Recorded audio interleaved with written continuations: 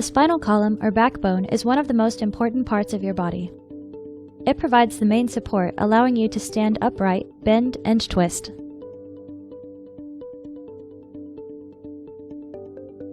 "33 individual bones interlock with each other to form the spinal column.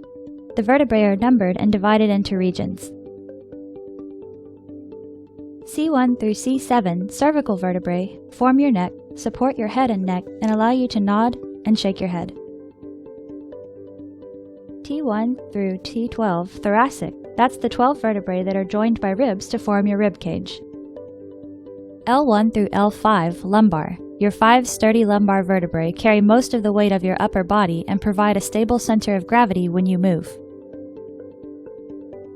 5 vertebrae of the sacrum and 4 of the coccyx are fused. It makes up the back wall of your pelvis.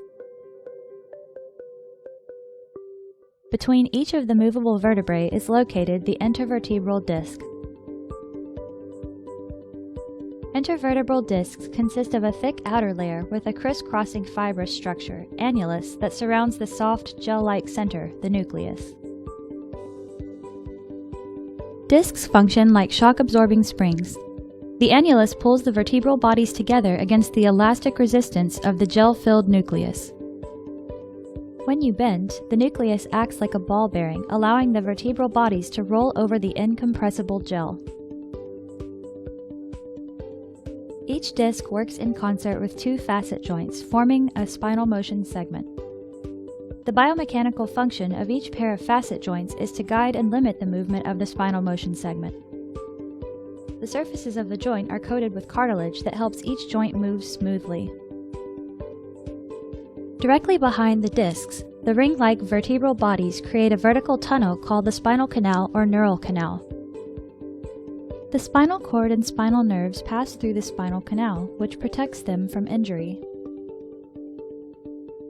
The spinal cord is the major column of nerve tissue that is connected to the brain and serves as an information superhighway between the brain and the body. The nerves in your spinal cord branch off to form pairs of nerve roots that travel through the small openings between your vertebrae, intervertebral foramens. This is the condition of a normal lumbar intervertebral disc. As a disc degenerates and breaks down, the inner core can leak out through the outer portion of the disc. This condition is known as a disc herniation, which puts direct pressure on the nerve. Lumbar herniated disc symptoms include low back pain, legs and buttock pain, leg numbness, and tingling. Endoscopic lumbar discectomy is a minimally invasive procedure for treating lumbar herniated disc. First, a thin guide wire is placed under X-ray control down to the involved level of the spine. A tapered dilator is inserted over the guide wire. A small tube is inserted over the dilator to create a portal to the herniated disc. The endoscope is placed through the tube and the discectomy is performed. Using special instruments, your surgeon can now microsurgically remove the herniation, thereby relieving nerve root compression. The incision is closed with a stitch or 2 and the procedure is complete.